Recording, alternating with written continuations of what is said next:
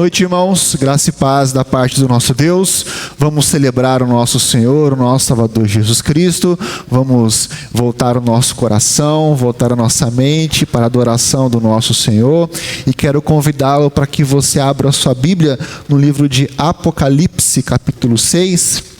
Vamos iniciar o nosso culto com a leitura da palavra do nosso Deus. Acompanhe comigo a leitura do livro de Apocalipse, capítulo 6. Eu vou ler dos versículos de 9 a 11. Diz assim a palavra do Senhor. Quando ele abriu o quinto selo, vi debaixo do altar as almas daqueles que tinham sido mortos por causa da palavra de Deus e por causa do testemunho que sustentavam. Clamaram em grande voz, dizendo: Até quando, ó soberano Senhor, santo e verdadeiro, não julgas nem vingas o nosso sangue dos que habitam sobre a terra? Então a cada um deles foi dada uma vestidura branca e lhes disseram que repousassem ainda por pouco tempo, até que também se completasse o número dos seus conservos e seus irmãos que iam ser mortos, como igualmente eles foram. Se os irmãos continuarem lendo a palavra de Deus aqui em Apocalipse, mais para frente, no momento onde Jesus Cristo virá julgar, nós perceberemos que estes santos que morreram por causa do testemunho, por causa da palavra de Deus, foram vingados pelo santo juízo do nosso Senhor. Meus irmãos, nós devemos nos alegrar, sabendo que, por mais que a palavra de Deus, ficar firme sobre a palavra de Deus, trará sofrimento e perseguição para os cristãos, nós podemos ter a plena certeza que o justo juiz virá em nosso favor. Nós podemos ter a plena convicção que Deus, no dia do juízo, de fato julgará todos aqueles que derramarem o sangue dos nossos santos irmãos. E por isso, meus irmãos, podemos celebrar a este Deus verdadeiro, a este Deus santo, justo, a este Deus que vai aplicar a sua justiça sobre aqueles que perseguiram, sobre aqueles que mataram os nossos irmãos. Meus irmãos, nos alegremos com Deus santo, com Deus que não rejeita, não desconsidera, não abandona aqueles que sofreram por causa do Evangelho. Vamos orar ao Senhor, vamos adorar a este Deus santo, a este Deus da aliança, a esse Deus que acompanha o seu povo por todo o tempo e adorar a este Deus que garante para nós que a sua santa justiça virá. Adoremos, oremos ao nosso Deus. Deus santo, Deus amado, nós queremos celebrar ao Senhor. Celebrar porque podemos ter a certeza, Pai, que o Senhor virá em nosso favor. Nós te louvamos, Pai, porque sabemos que aqueles que morreram por causa da sua palavra, por causa do seu testemunho, de fato serão julgados. Aqueles que mataram os nossos irmãos serão julgados. E nós te louvamos porque em meio ao sofrimento, em meio à perseguição, podemos nos voltar para ti. Podemos confiar na sua santa justiça. Podemos confiar, Pai, que no momento certo, no tempo oportuno, o Senhor virá e julgará a todos. E nós te louvamos, Pai, porque o Senhor não é um Deus que abandona o seu povo, não é um Deus que nos deixa no sofrimento, mas é um Deus que nos acompanha, é um Deus que nos sustenta, é um Deus que nos guarda e nos vinga. Adoramos ao Senhor, te louvamos, te exaltamos em nome de Jesus. Amém. Com alegria no coração, meus irmãos, vamos ficar em pé e vamos celebrar a este justo Deus.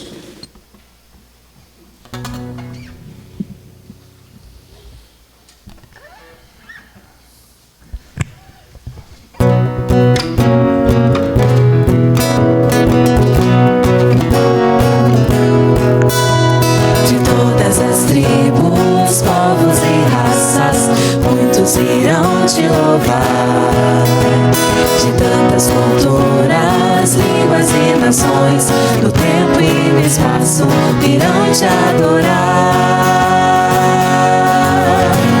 Bendito seja sempre o Cordeiro, Filho de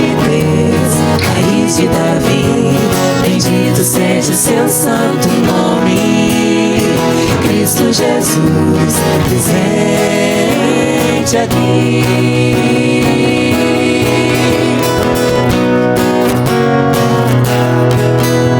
Remidos, comprados, grande multidão, muitos virão te louvar. Povo escolhido, teu reino e nação, no tempo e no espaço virão te adorar. Bendito seja sempre o Cordeiro, Filho de Deus, raiz de Davi. Bendito seja o seu santo nome, Cristo Jesus, presente aqui.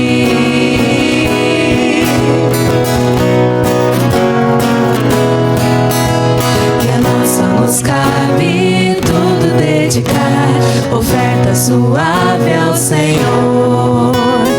12 talentos queremos consagrar, e a vida no teu altar pra teu louvor.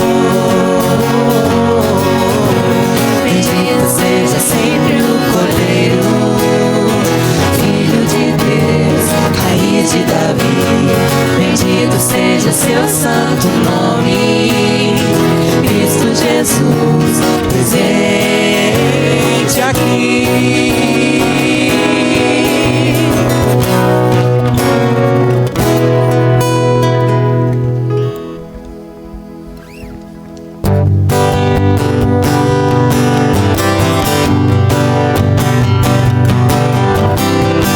Nossas forças irão se renovar se esperarmos no Senhor, esperarmos no Senhor. Nossas forças irão se renovar se esperarmos no Senhor, esperarmos no Senhor. Ó Deus, tu és a força que traz a esperança, pois só tu és o eterno Deus, tu és o eterno Deus, que nunca irá deixar seus filhos. Tu és o nosso defensor, o Deus consolador, nos ergue quando estamos fracos.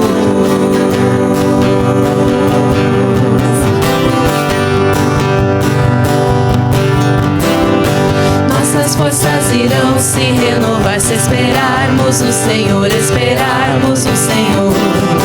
Nossas forças irão se renovar se esperarmos no Senhor, esperarmos no Senhor. Ó Deus, tu és a força que traz a esperança, pois só tu és o eterno Deus, tu és o eterno Deus, que nunca irá deixar seus filhos. Tu és o nosso defensor, o Deus consolador, nos ergue quando estamos fracos, pois só tu és o eterno Deus, tu és o eterno Deus, que nunca irá deixar seus filhos. Tu és o nosso defensor, o Deus consolador, nos ergue quando estamos fracos. Amém. Pode se assentar. Abra sua Bíblia agora no livro de Salmos e vamos ver o Salmo de número 88.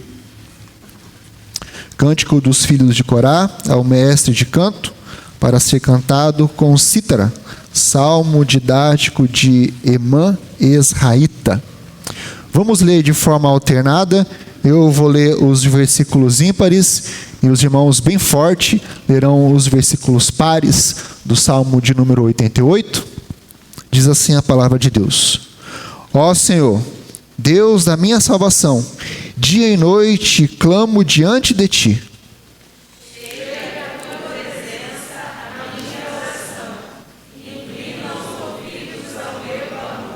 Pois a minha alma está farta de males, e a minha vida jaz-se à beira da morte.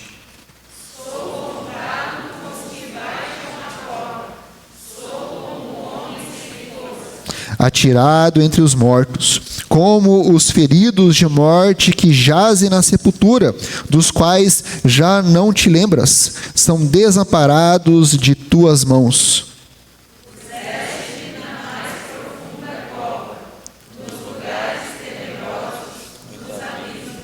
Sobre mim pesa a tua ira, tu me abates com todas as tuas ondas.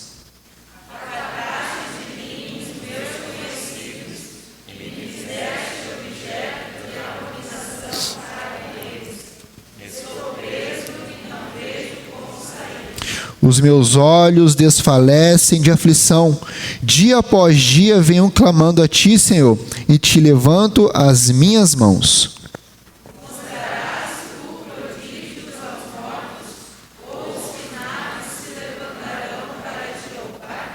Será referida a tua bondade na sepultura? A tua fidelidade nos abismos?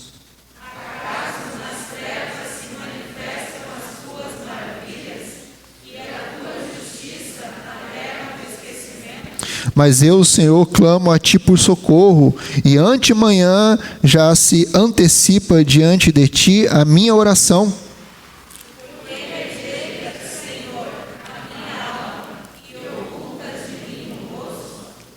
Ando aflito e prestes a expirar desde moço. Sob o peso dos teus terrores estou desorientado.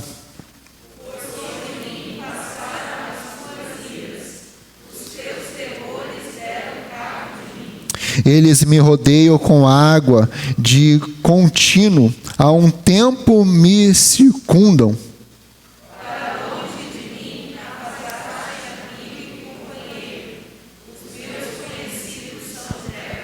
Meus irmãos, este é conhecido como um salmo de lamento. E se os irmãos fizerem uma caminhada nos salmos, dos salmos de lamento, os irmãos perceberão que o salmista sempre inicia o salmo lamentando, demonstrando a sua angústia, o seu desespero, mas ao final ele apresenta a sua esperança, apresenta o seu refrigério em Deus. Mas perceba que aqui nós não temos isso. Nós temos o salmista lamentando, nós temos o salmista expressando o seu desespero, expressando a sua aflição, e nós não encontramos este momento de refrigério, de descanso em Deus. O mais perto disso está logo no primeiro versículo, ele diz: ó Senhor, Deus da minha salvação. Mas perceba, meus irmãos, que durante todo o salmo, o salmista, ele volta o seu coração a Deus. Ele apresenta a sua angústia ao Senhor. Ele reconhece que este Deus é o Deus da sua salvação. Ele reconhece que apenas o Senhor pode ouvir a sua oração e pode ver a angústia ao qual ele está passando. Por isso ele clama a Deus dia e noite. Por isso frequentemente ele ora ao Senhor, ele busca ao Senhor. E a sua aflição é tão grande, mas tão grande, que ele apresenta a ideia de que ele está prestes a morrer. Ele está prestes a perder a sua vida. E diante dessa angústia, diante da sua aflição, a única válvula de escape que ele tem é voltar-se a Deus, é orar ao Senhor, é lamentar ao Senhor, é clamar pelo socorro ao Senhor, é reconhecer que nada que está ao seu redor, e de fato ele acha que ninguém está ao seu redor, pode socorrê-lo, a não ser Deus, a não ser Deus. Meus irmãos, eu não sei como está o seu coração ou como você tem passado, mas saiba que se você estiver passando no pior momento da sua vida, se você estiver no desespero da sua alma, Se você estiver sentindo a pessoa mais sozinha da face da terra, saiba que, assim como o salmista, você pode encontrar aquele que ouve a sua oração.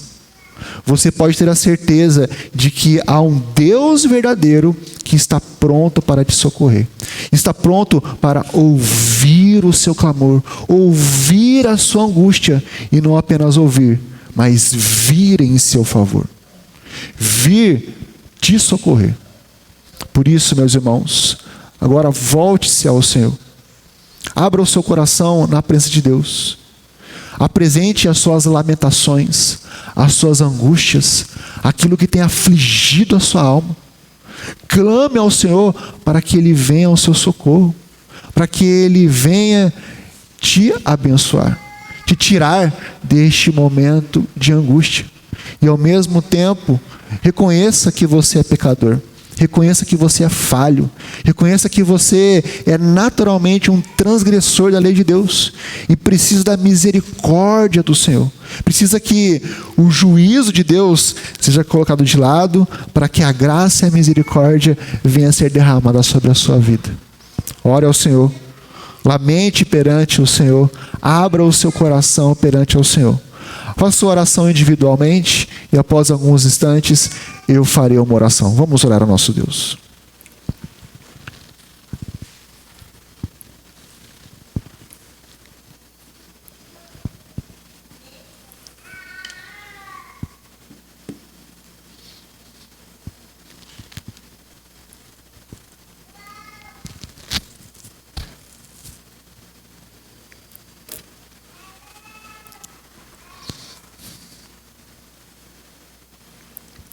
Deus amado, nos achegamos a Ti, reconhecendo, Pai, que nossa alma é afligida diariamente. Reconhecendo, Pai, que por vezes as nossas angústias são tão pesadas que não aguentamos até mesmo sair da cama. Reconhecemos, Pai, que as dificuldades que vêm sobre nós tiram a nossa força, a nossa alegria, a nossa esperança, até mesmo a segurança da nossa salvação. Por isso, Pai, assim como o salmista voltou-se para o Deus da salvação, voltou-se diariamente, dia e noite a Ti, nós nos voltamos a Ti também. Queremos clamar pelo Seu socorro, meu Deus. Mas nós nos achegamos a Ti com humildade e contrição, reconhecendo que somos pecadores, que somos falhos, que somos imperfeitos, que precisamos da Sua misericórdia e da Sua graça, meu Deus. Por isso, Pai, venha nos visitar. Visite o nosso coração, nossa mente, nossa vida, para que nós recebamos o Seu socorro em ocasião oportuna. Traga alegria, refrigério, restaura o nosso coração. É assim que nós clamamos, Pai, é assim que nós suplicamos, através do santo nome de Jesus Cristo. Amém. Meus irmãos, com alegria, reconhecendo que Deus é um Deus que ouve a nossa oração, vamos ficar em pé e vamos mais uma vez celebrar o nosso Deus com um cântico.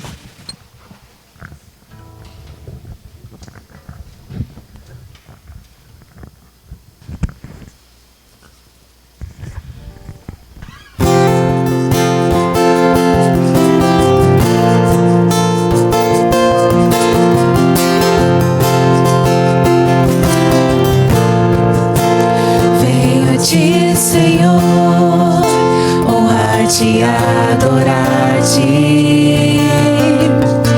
por quem Tu és e pelo Teu amor. Era impuro, indigno, mas em Jesus lavado,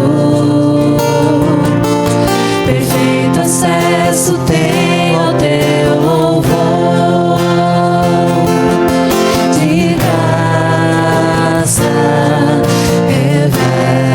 Reveste-me humilde coração para entender que não há nada, não há nada tão belo, tão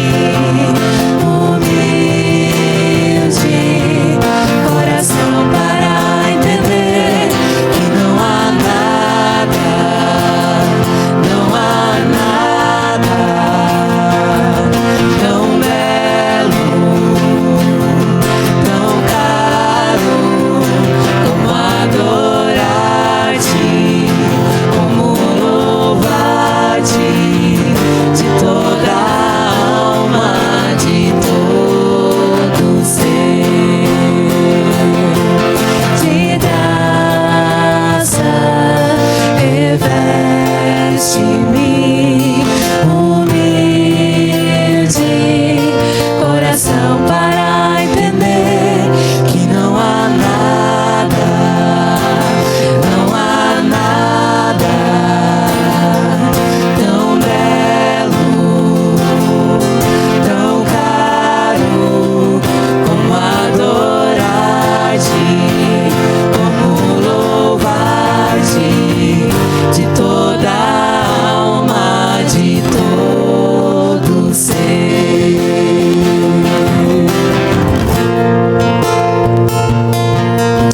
Pode se assentar. Meus irmãos, vamos ter um momento de intercessão, clamando pelos nossos enfermos, por aqueles que estão passando por dificuldades, pelos desempregados. Louvar ao Senhor também, porque hoje é o dia do homem presbiteriano, adorar ao Senhor por isso. Eu quero pedir ao nosso presbítero Flores que nos conduza a Deus em oração neste momento de intercessão.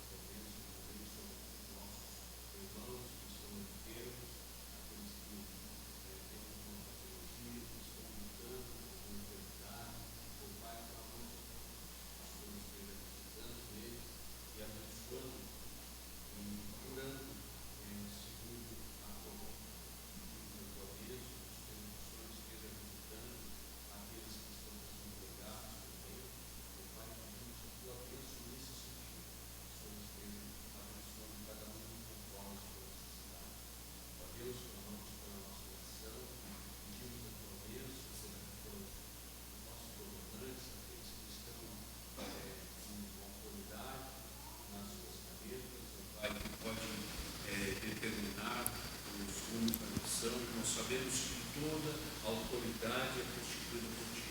Por isso nós clamamos a tua bênção para que haja paz nessa nação, para que o teu evangelho continue sendo pregado, que o Senhor cumpra o seu desejo na salvação de cada um daqueles aqui antes do teu filho.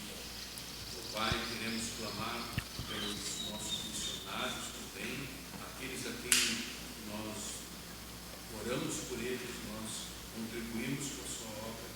Ó Deus, pedimos a tua bênção pelo Ademir, a Lucilene, da Boa Vista, os seus trabalhos junto aos refugiados, junto aos indígenas, que o Senhor esteja abençoando o trabalho deles lá, o Senhor esteja animando e fortalecendo eles, ó Pai, e que eles possam se alegrar e cada dia ver mais pessoas sendo acrescentadas à tua igreja.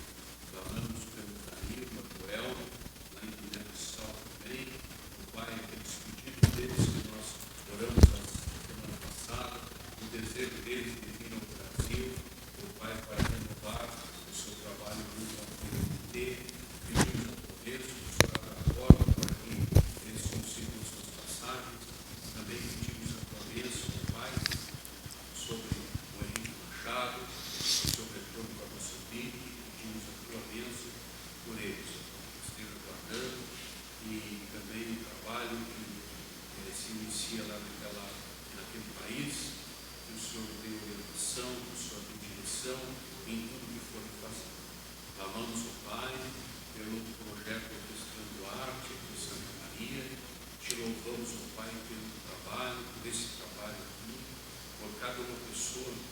que o Senhor tem visitado através desse trabalho, através dos nossos irmãos que estão empenhados nesse trabalho lá. Clamamos por cada um integrante daqueles meninos e meninas que estão em situação de risco. Pedimos a tua bênção para que a partir deles também as suas famílias sejam encaminhadas para Deus. Clamamos por tudo isso, pedimos a tua bênção em nome de Jesus. Amém. Amém. Meus irmãos, mais uma vez, vamos ficar em pé, vamos celebrar a Deus com um cântico e com alegria você vai trazer os seus dízimos e as suas ofertas até o altar do Senhor. Vamos adorar o nosso Deus.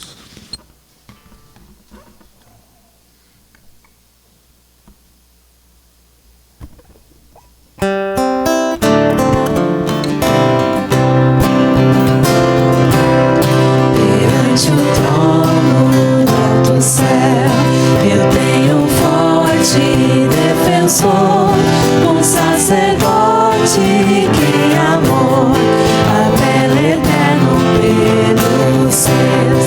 Meu nome marca as suas mãos, escrito está em seu coração, e quanto é certo o seu favor, eu estarei com meu Senhor, eu estarei com meu Senhor.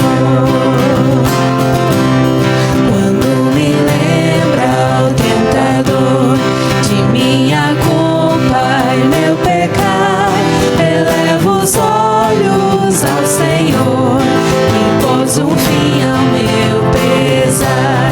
Sendo inocente ele morreu, tomando assim a minha vez. De Deus a ira satisfez, olhando a cruz me perdoou, olhando a cruz me perdoou. Cordeiro amado, eterno Deus, perfeito e justo, reviveu em graça, glória e louvor. O imutável grande eu sou, preço de sangue ele pagou, para elevar tal pecador ao santo trono do alto céu. A Cristo Deus e Redentor, a Cristo Deus e Redentor, preço de sangue ele pagou, para elevar tal pecador ao santo trono do alto céu. A Cristo Deus e Redentor, a Cristo Deus e Redentor. Pode se assentar. Vamos para a nossa edificação. Abra sua Bíblia no Evangelho de Lucas, capítulo 18. Vamos prosseguir nas parábolas de Jesus Cristo.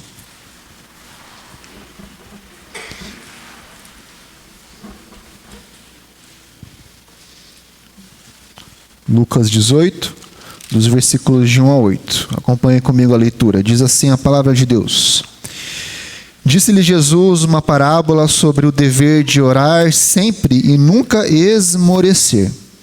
Havia em certa cidade um juiz que não temia Deus, nem respeitava homem algum.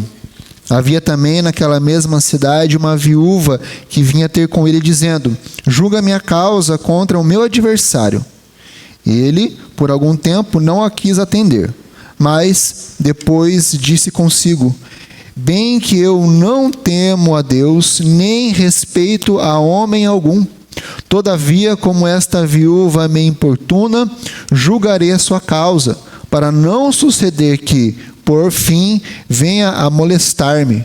Então disse o Senhor: considerai no que diz este juiz iníquo. Não fará Deus justiça aos seus escolhidos, que a ele clama dia e noite, embora pareça demorado em defendê-los? Digo-vos que depressa lhes fará justiça.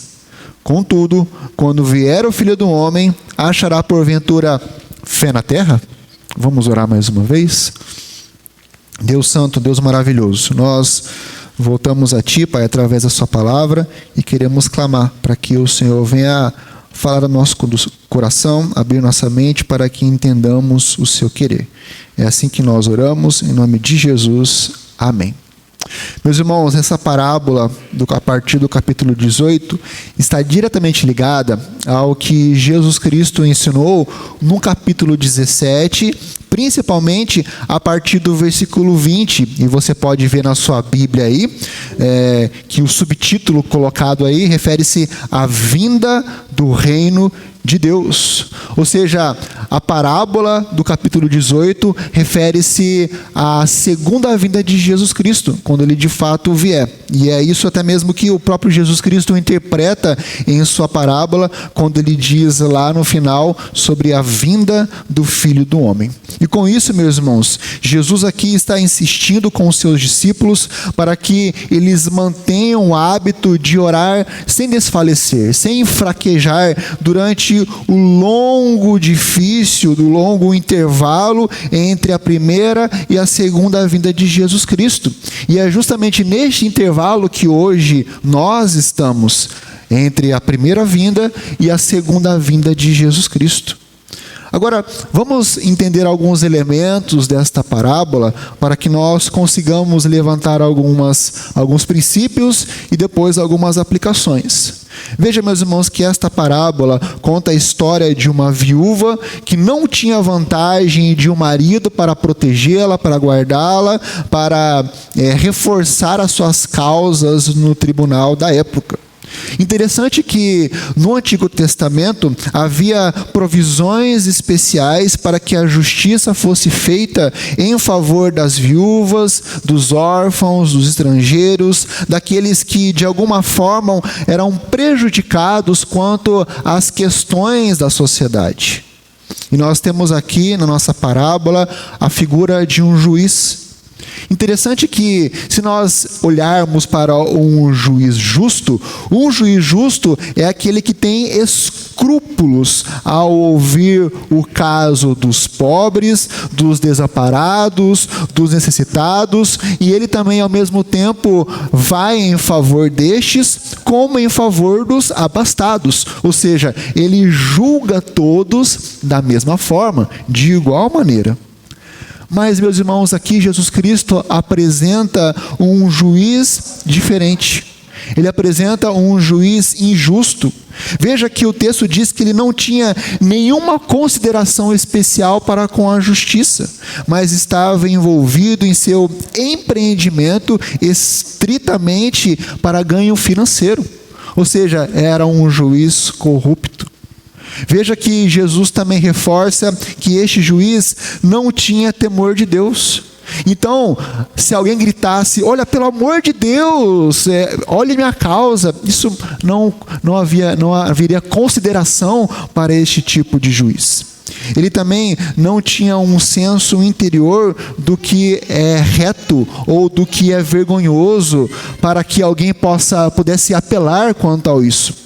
Por isso que, se alguém clamasse, olha, pelo amor de Deus, tenha compaixão dessa viúva, isso também era indiferente para este juiz.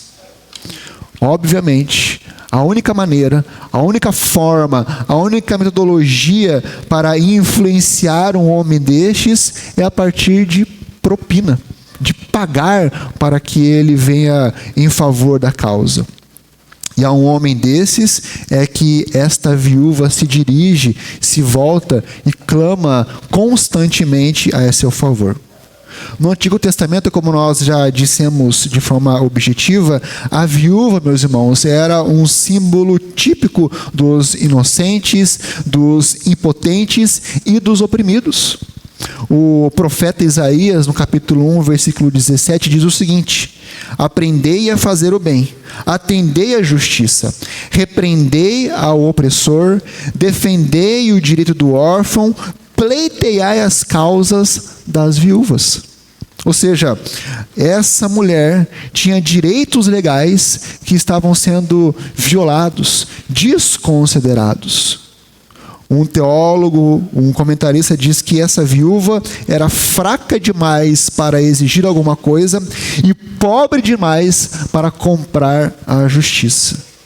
E por isso que o clamor dela é um grito pedindo por justiça, pedindo para que a sua causa fosse ouvida e principalmente julgada. E é com essas figuras que Jesus Cristo vem trazer algumas lições para o seu povo. E o que nos conduzirá aqui, meus irmãos, é referente à oração. Que a oração é a própria respiração do verdadeiro crente. A oração é a própria respiração do verdadeiro crente. E como entendimento, o que nós podemos tirar da nossa parábola, em primeiro lugar, é que estes versículos nos ensinam a grande importância da perseverança do exercício da oração. Meus irmãos, o nosso Senhor transmitiu essa lição ao contar a história dessa viúva desamparada, que obteve justiça de um magistrado ímpio e injusto por meio da importunação, da insistência de ficar buscando o favor da sua causa. O nosso Senhor oferece a aplicação da sua parábola. Se a importunação obteve resposta de um homem ímpio, quanto mais os filhos de Deus obterão por meio da oração resposta do justo juiz, do seu Pai que está nos céus. Meus irmãos, o assunto sobre oração sempre deve ser interessante para os crentes, sempre deve fazer parte da vida dos crentes. A oração é a própria respiração do verdadeiro crente. O cristianismo autêntico começa e floresce na prática da oração, ou decai na falta da oração. A oração é uma das primeiras evidências da conversão de uma pessoa. Negligenciar a oração é ficar vulnerável para o pecado. Qualquer fator que esclareça o assunto da oração contribui para a saúde da nossa alma. Mas devemos gravar, meus irmãos, profundamente em nosso coração o fato de que é fácil nós começarmos, criarmos um hábito de oração. O problema é nós preservarmos. O problema é nós continuarmos no exercício da oração. Por vezes, o que pode nos motivar a orar pode ser, de repente, o temor da morte, algumas ferroadas momentâneas na consciência, ou algum sentimento de alegria e entusiasmos. Isso pode nos conduzir a orar. Mas perseverar na oração exige fé, exige empenho nosso. E ao mesmo tempo, infelizmente, nós somos propensos a sentir cansaço e a aceitar a sugestão de Satanás que sussurra em nossos ouvidos dizendo: não aproveita na oração. Não, o que adianta você orar? Não vai acontecer nada. Então, chega a hora em que precisamos lembrar do ensinamento dessa parábola. Precisamos lembrar que nosso Senhor nos ensinou expressamente a orar sempre e nunca esmorecer. Alguma vez, meu irmão, minha irmã, você já se sentiu inclinado para orar, de repente, apressadamente, ou a encurtar as suas orações, ou até mesmo negligenciar o tempo que você iniciou para a oração? Alguma vez, de repente, você já até mesmo teve que evitar, acabar por completo com os momentos de orações individuais? Tenha consciência que, se isso aconteceu ou acontece em sua vida, essa é a inclinação, é uma tentação de Satanás em nossa vida. Ele está procurando e está empenhado em enfraquecer, em destruir a fortaleza da nossa alma e a levar-nos para o pecado, para o inferno. Por isso precisamos resistir à tentação, jogar fora, lançar longe de nós a tentação. Precisamos resolver orar com determinação, com paciência, com perseverança, jamais duvidando de que a oração não nos fará bem.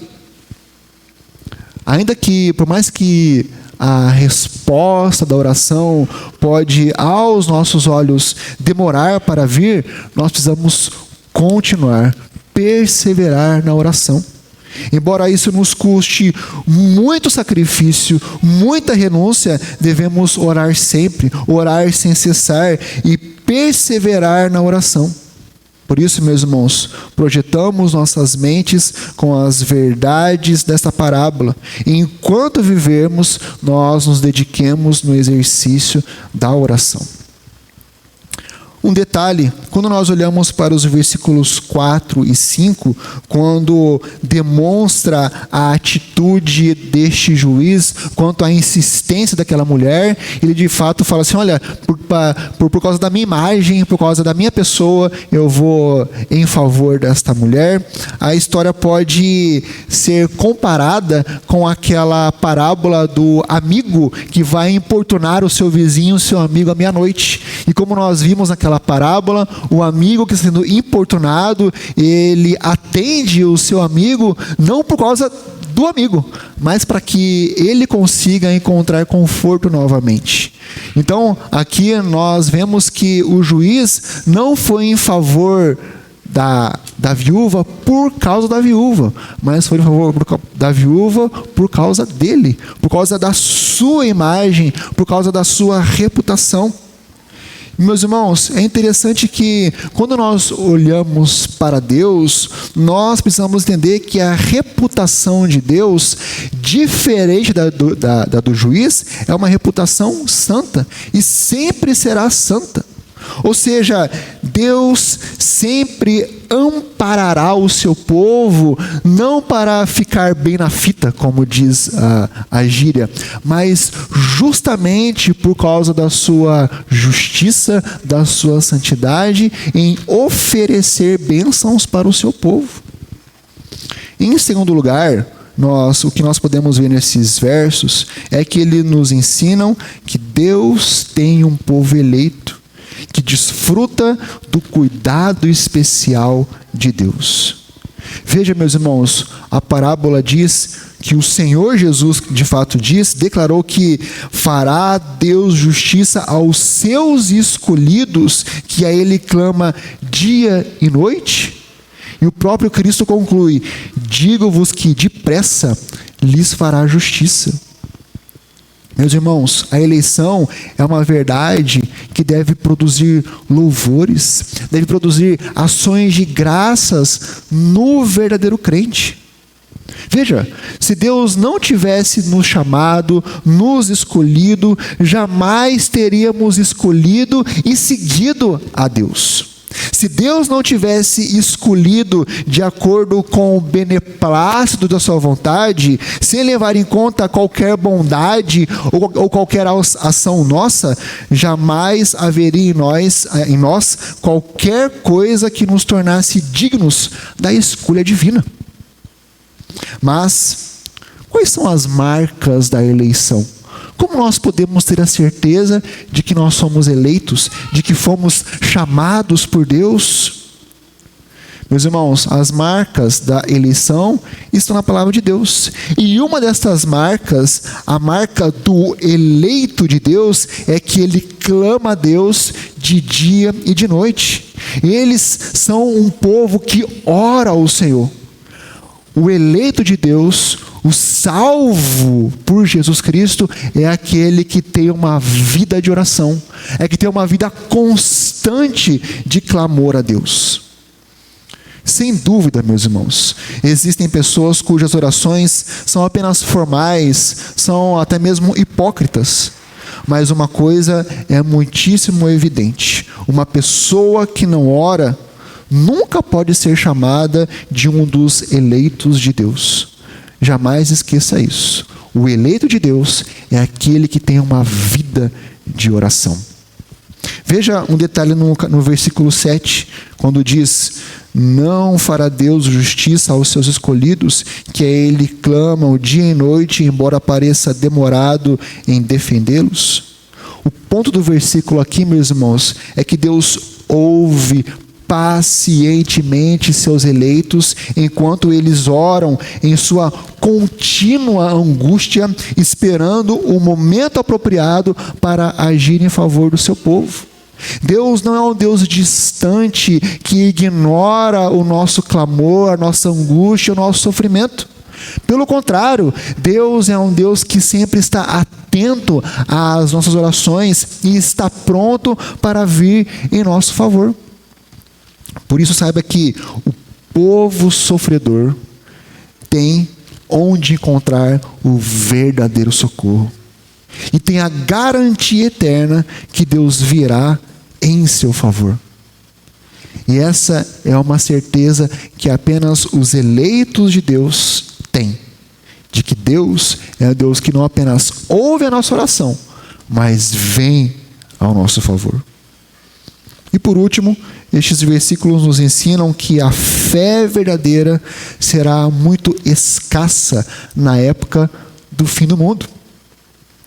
O texto diz no versículo 8: quando vier o Filho do Homem, achará porventura fé na terra?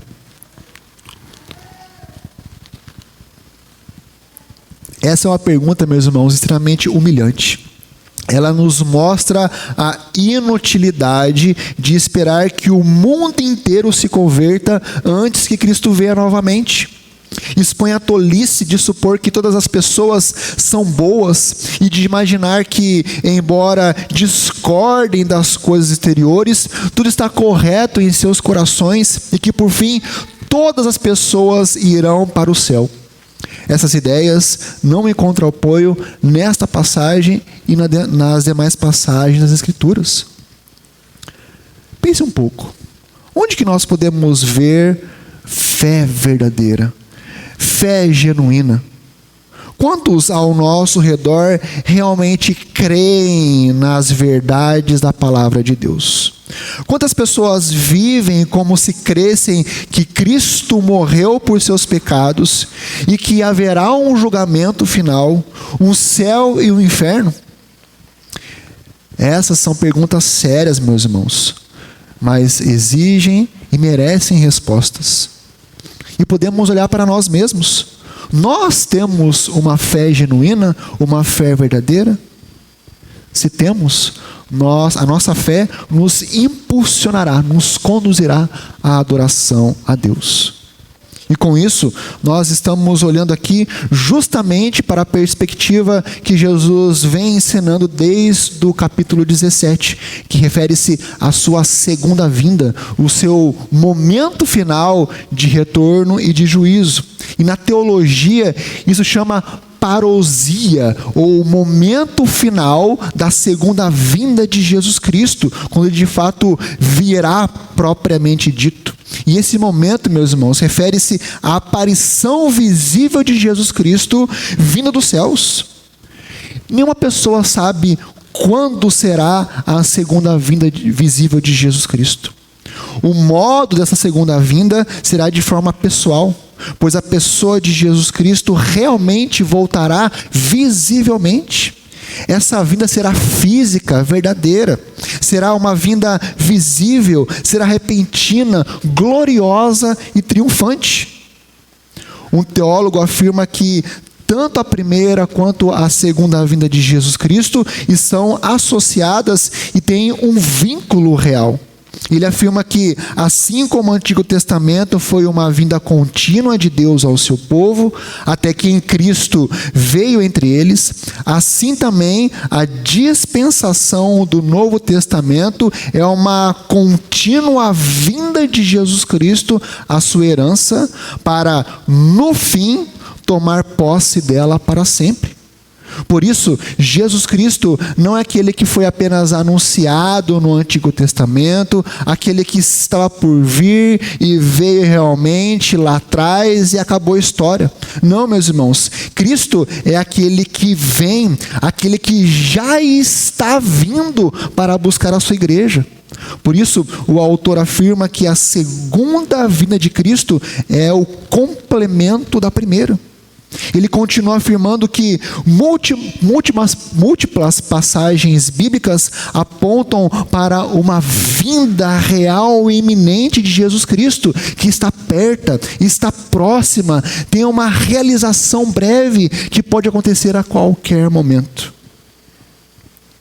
Com isso, meus irmãos, com tudo isso, nós podemos caminhar para a conclusão. Veja, Jesus usa contraste e comparação nessa parábola para mostrar o seu ponto de vista.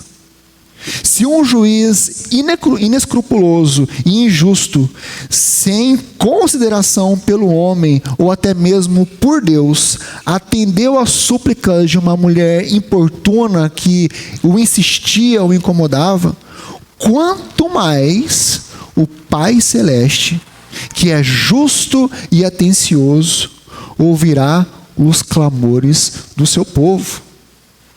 O ponto da parábola aqui, é como está no próprio versículo 1, é que devemos orar sempre e não desistir. Devemos, com insistência, clamar ao Senhor e nunca desistir da vida de oração. Não devemos ceder ao desespero, à desesperança, pensando que porque Deus atrasou, referente à nossa perspectiva, em nos dar o cumprimento total da promessa, em última análise, Ele vai se esquecer de nós.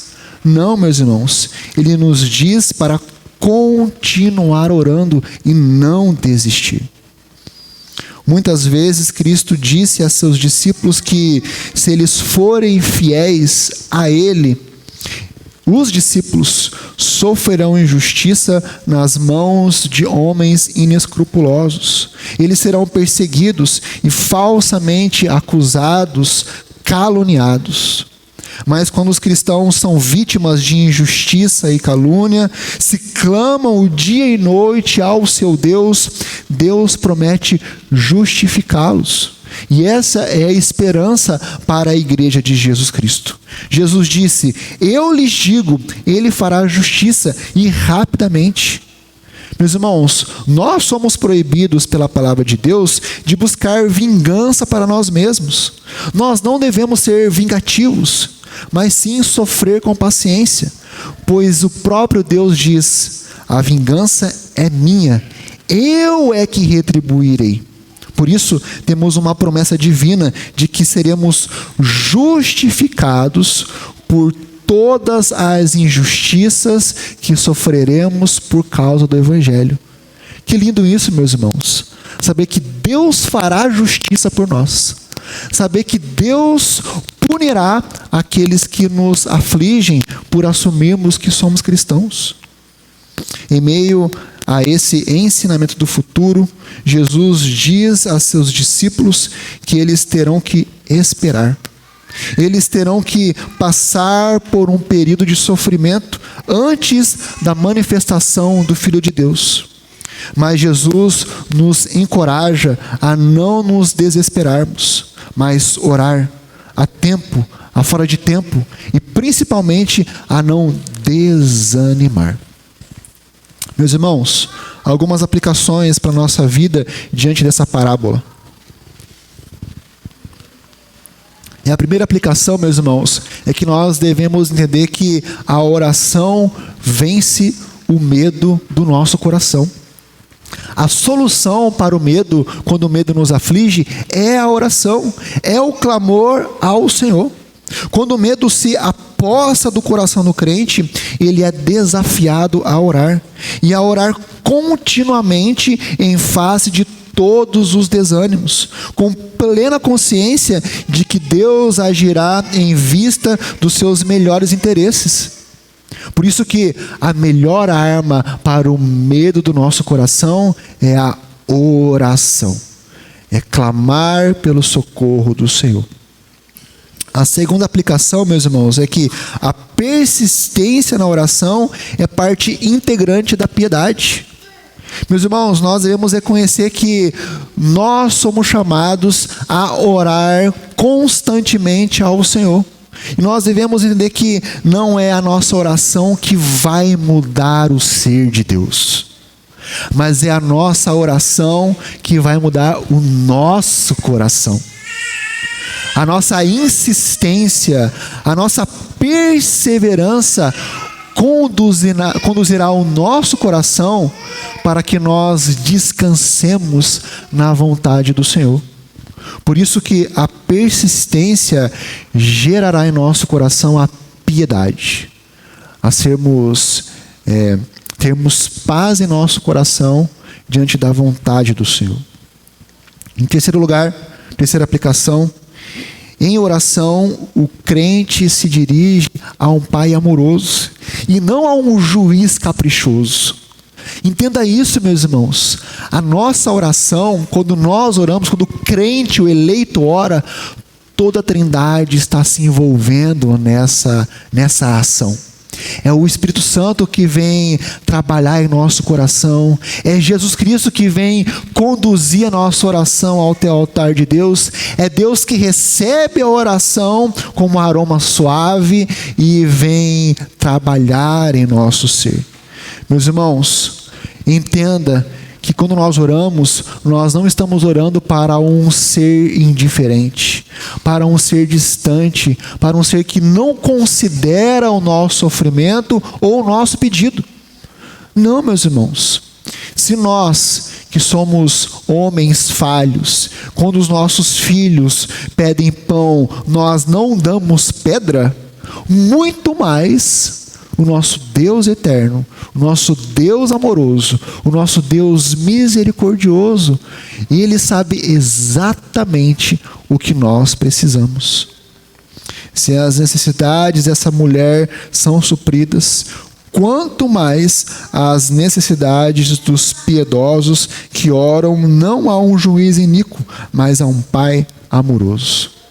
Em quarto e último lugar, Deus está operando na história e realizará os seus objetivos e vingará os seus eleitos. Meus irmãos, nós vimos em Apocalipse 6 que os santos que tiveram o seu sangue derramado por causa da palavra e do testemunho estão clamando por justiça. E por vezes o cristão, diante da injustiça desse mundo, se volta para Deus e clama: Deus, onde está a sua justiça? Onde está a sua justiça em favor da sua noiva e da sua igreja? Meus irmãos, saiba que no tempo certo, no tempo de Deus, Deus derramará a sua justiça sobre os homens maus. Deus derramará a sua justiça sobre os juízes iníquos. Deus derramará a sua justiça sobre aqueles que perseguem a sua igreja. Deus derramará a sua justiça contra aqueles que perseguiram e mataram os nossos irmãos. Por isso, meus irmãos, confiemos neste santo, nesse justo Deus.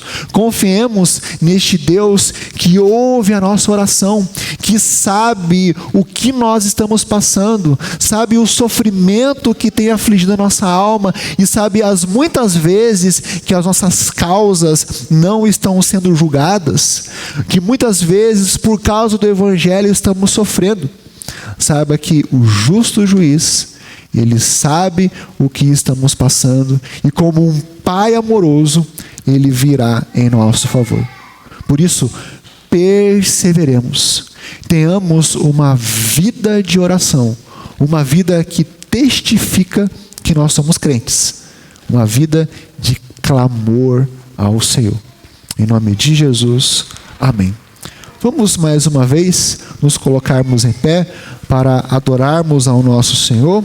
E já quero chamar os nossos presbíteros que venham à frente.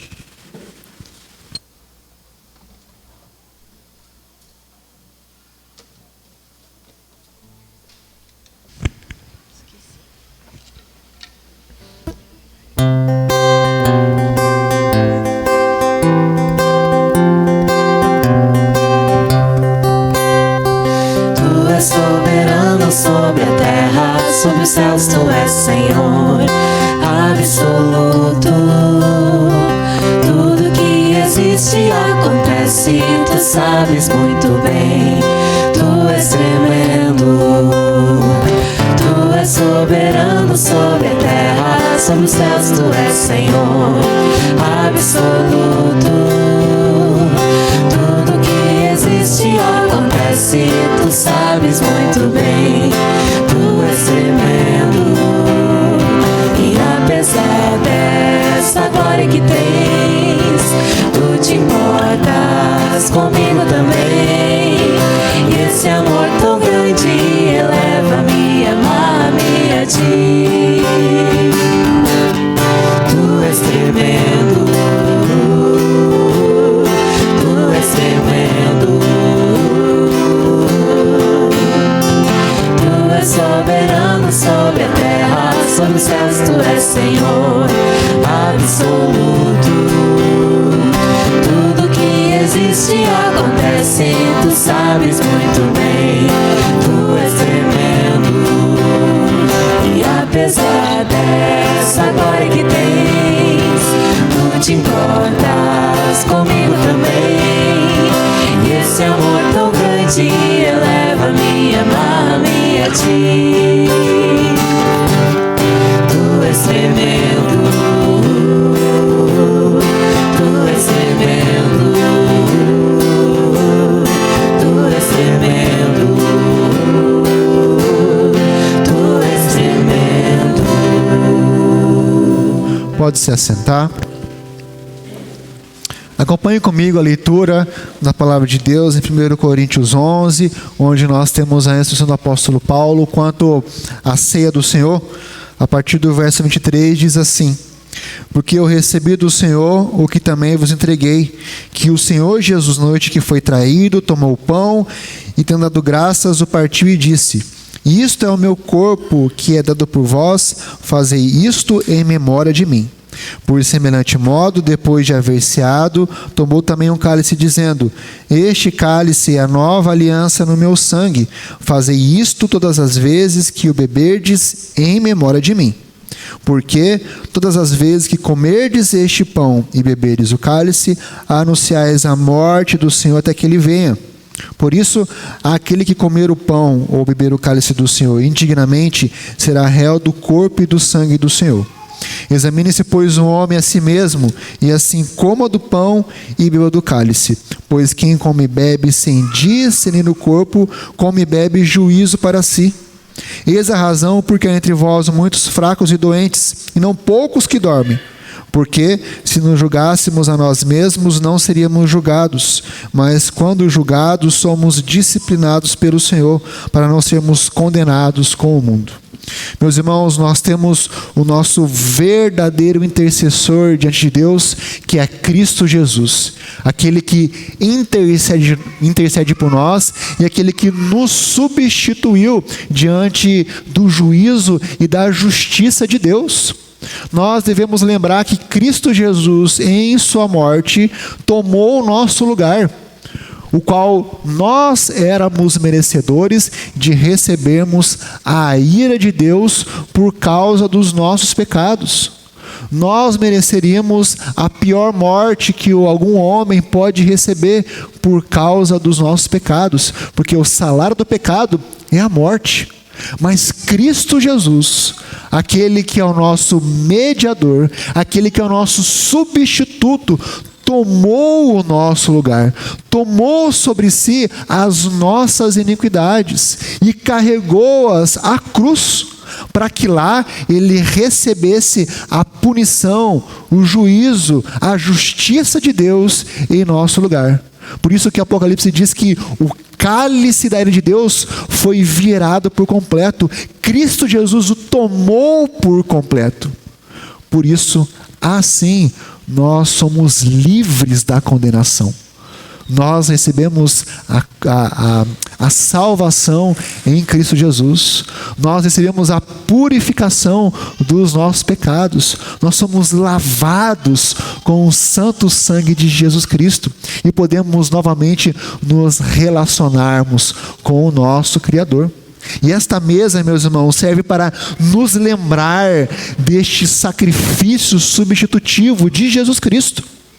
Mas não apenas isso, deve também renovar a nossa esperança, a nossa fé, a nossa certeza de que, da mesma forma que Cristo Jesus veio, Ele está vindo para buscar a sua igreja.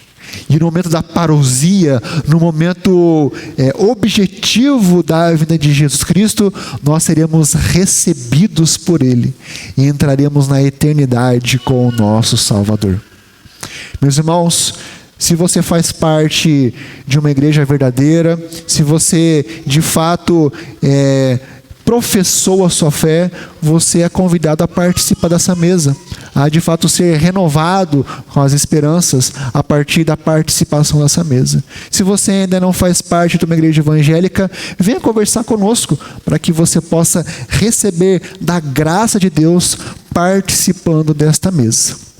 Nós vamos agora orar ao Senhor, mais uma vez confessar os nossos pecados, para que nós participemos de forma correta e não recebamos o juízo de Deus, e também vamos consagrar esses elementos que continuam sendo da sua essência. O pão continua sendo pão, o suco da videira continua sendo o suco da videira, mas de forma espiritual, entendemos que Cristo Jesus está aqui falando conosco e renovando o nosso coração através da ação do Espírito Santo. Vamos orar mais uma vez, feche os seus olhos. Deus amado, diante da sua santa mesa, queremos reconhecer e confessar que somos pecadores, somos transgressores da sua lei. E queremos louvar a Deus, Pai, porque Ele enviou o seu Filho, Deus enviou o seu Filho para morrer em nosso lugar.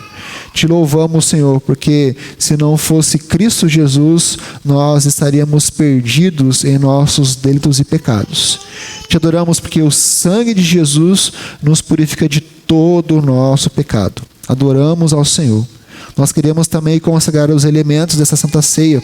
O pão, que continua sendo pão, o suco da videira, que continua sendo o suco da videira, mas nós cremos que o Senhor Jesus está aqui, alimentando o nosso coração, derramando sua graça sobre nós e renovando a nossa esperança.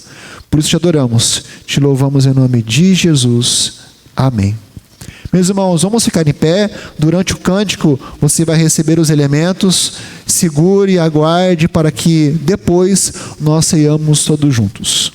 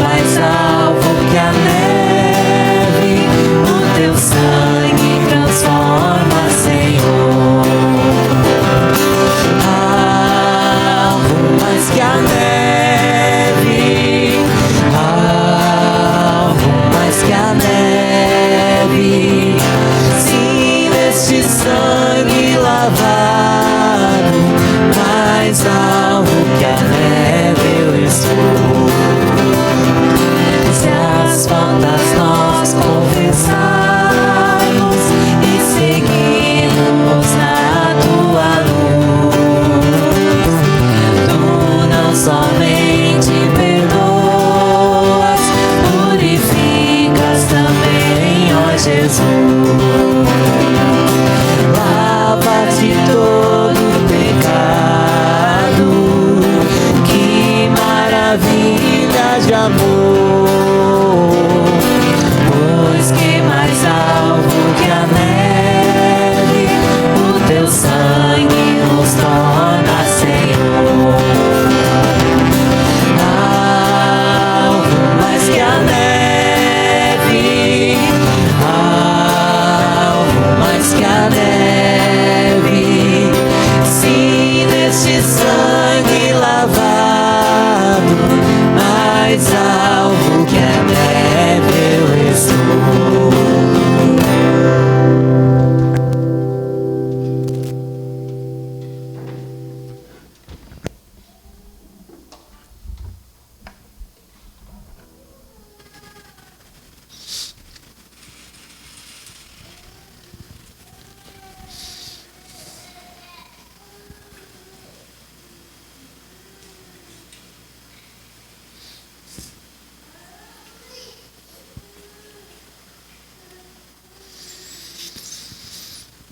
O Senhor Jesus, na noite que foi traído, tomou o pão, tendo dado graças, o partiu e disse: este é o meu corpo que é dado por vós. Por semelhante modo, após haver ceado, tomou também o cálice, dizendo: este cálice é a nova aliança no meu sangue. Fazei isso todas as vezes em memória de mim. Como o corpo de Cristo, meus irmãos, todos juntos comamos e bebamos.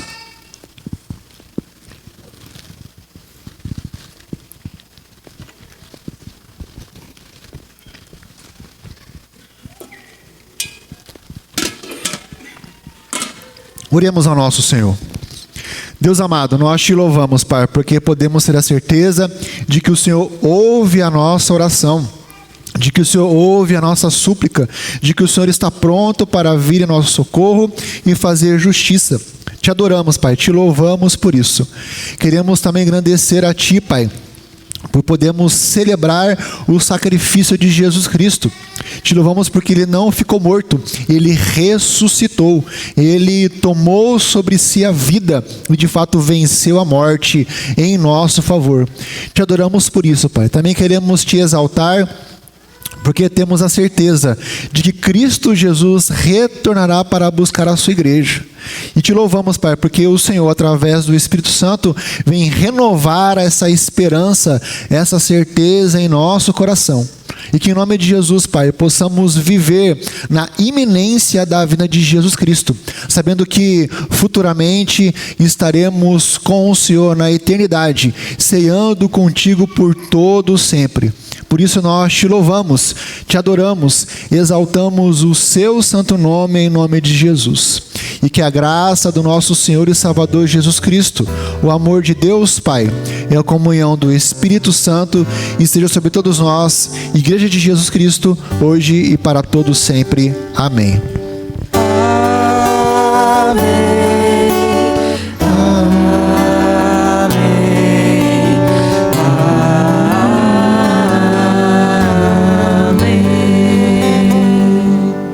Amém. Pode